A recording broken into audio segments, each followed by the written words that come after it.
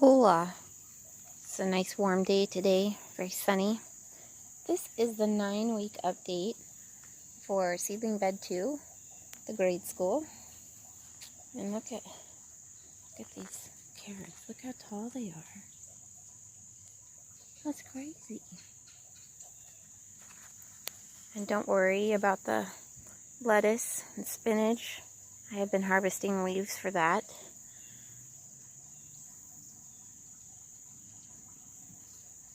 There's your little row of onions, looking all oniony.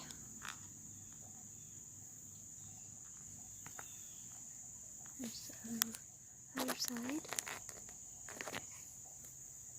And this little lettuce seedling that I need to transplant.